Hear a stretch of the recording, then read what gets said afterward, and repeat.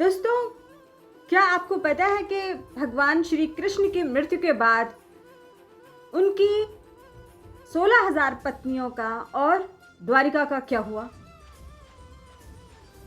कल मैंने ये कहानी पढ़ी और मुझे बहुत अच्छी लगी, तो सोचा आप लोगों के साथ शेयर करूं। बहुत भाव विभोर करने वाला अंत है श्री कृष्ण जी का। और जब उन्होंने ये धरती छोड़ी, अपने प्राण त्यागे, तो जब मैं ये कहानी पढ़ रही थी तो मैं बहुत ज़्यादा दुखी हो गई, इमोशनल हो गई, क्योंकि बहुत ज़्यादा दर्द है इस कहानी में। और कहीं ना कहीं वो एक हमारे अंदर एक बसा है कि भगवान, लेकिन भगवान ने भी अपने प्राण त्यागे, उनको भी ये धरती छोड़कर जाना पड़ा। ये काल का चक्र है, निश्चित है। जो इस धरती पर जन्मा है उसे एक दिन यह धरती छोड़कर जाना ही होगा। जब भगवान यह धरती छोड़कर गए तो हम तो तुच्छ इंसान हैं। तो बहुत ज़्यादा भाव विभोर करने वाली कहानी है कि द्वारिका का क्या हुआ, द्वारिका कैसे डूबी और उनकी 16,000 पत्नियों का क्या हुआ। भगवान श्री कृष्ण की मृत्यु के बाद उनकी 16,000 पत्नियों का क्या हुआ? क्या उनकी पत्नियों ने भी उनके साथ ही प्राण त्याग दिए थे? जब महाभारत का घनघोर युद्ध समाप्त हो गया तो माता गांधारी के श्राप के कारण यदुवंश आपस में ही लड़कर समाप्त हो गए, क्योंकि माता गांधारी ने श्री कृष्ण जी को श्राप दिया था। मूसल युद्ध के कारण जब श्री कृष्ण जी के परिवार के अधिकांश सदस्यों की मृत्यु हो गई, इस घटना से दुखी होकर श्री कृष्ण भगवान पहाड़ क्षेत्र में एक वृक्ष के नीचे विश्राम करने के लिए चले गए। वहीं पर एक भील ने भूलवश तीर मार दिया, जो कि श्री कृष्ण जी के पैरों के तलवे पर जाकर लग गया। और इसी का बहाना बनाकर भगवान श्री कृष्ण ने अपने प्राण त्याग दिए। बलराम जी ने भी समुद्र में जाकर समाधि ले ली, वह भी समुद्र में जाकर विलीन हो गए। जब भगवान श्री कृष्ण जी ने अपनी देह का त्याग कर दिया तो अर्जुन के पास यह समाचार पहुंचा। और जब अर्जुन के पास यह समाचार पहुंचता है तो वो द्वारिका आते हैं।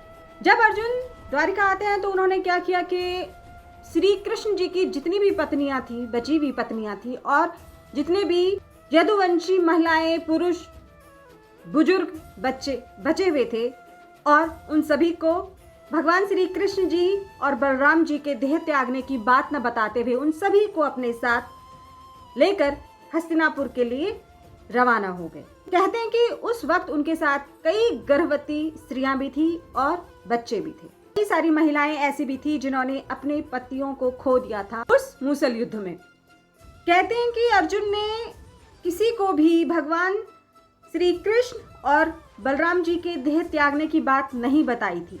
उन्होंने यह रहस्य सिर्फ कृष्ण के पिता वासुदेव को ही बताया था। स्वयं वासुदेव ने भी अर्जुन से ये कहा कि श्री कृष्ण ने उनसे कहा था कि जल्द ही मेरे जाने के बाद अर्जुन आप सभी के पास आएंगे और वही इन सब स्त्रियों के लिए निर्णय लेंगे, और जैसे ही आप अर्जुन के साथ जाएंगे वैसे ही यह द्वारिका समुद्र में विलुप्त हो जाएगी। ये वासुदेव जी ने अर्जुन से कहा। और वासुदेव जी ने अर्जुन से कहा कि अब मेरा भी अंतिम समय आ गया है और तुम ही मेरा अंतिम संस्कार करोगे।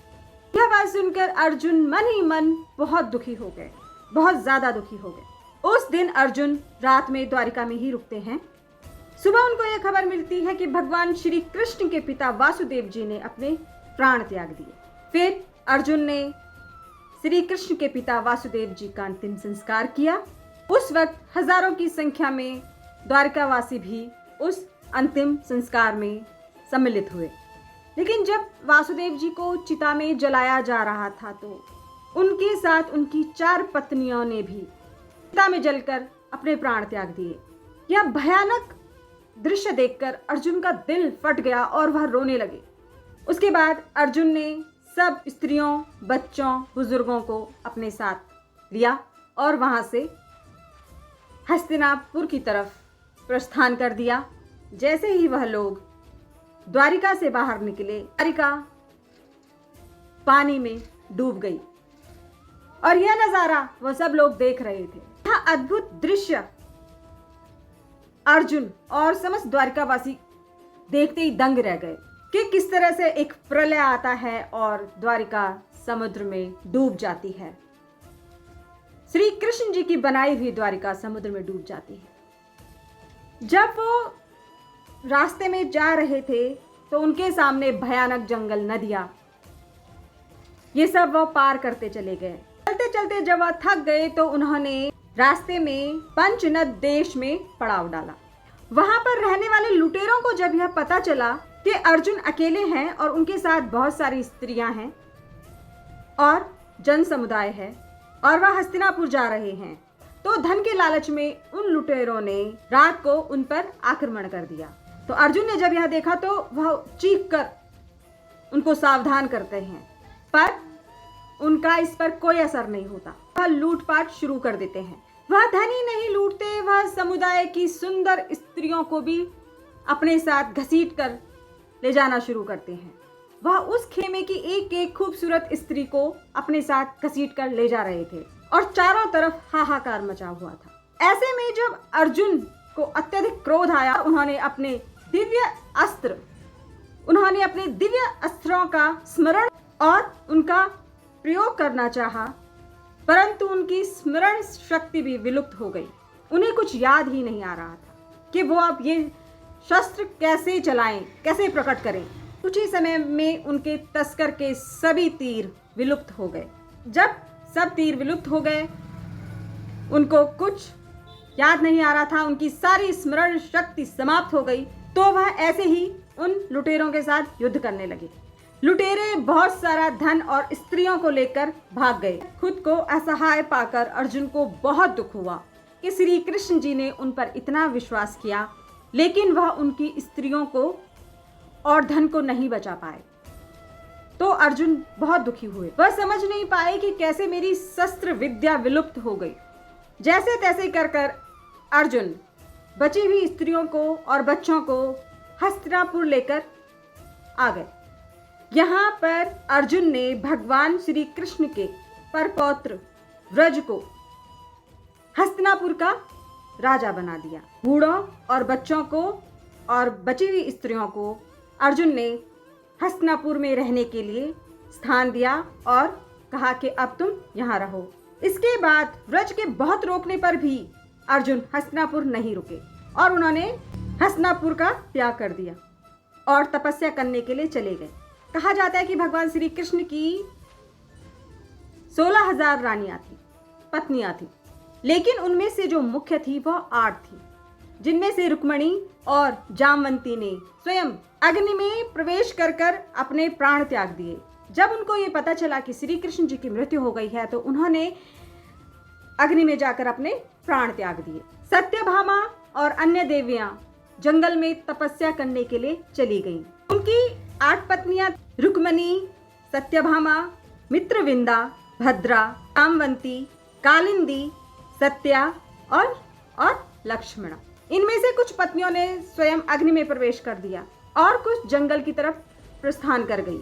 भगवान श्री कृष्ण के वंश में बचे हुए इकलौते एकमात्र यदुवंशी उनके पर पौत्र थे, जिनका नाम था व्रजनाथ। अर्जुन के द्वारा इंद्रप्रस्थ के राजा बन गए। तो कैसे श्री कृष्ण जी की मृत्यु के बाद उनका सारा परिवार, उनका सारा यदुवंश समाप्त हुआ और उनकी बसाई हुई द्वारिका का भी अंत हुआ।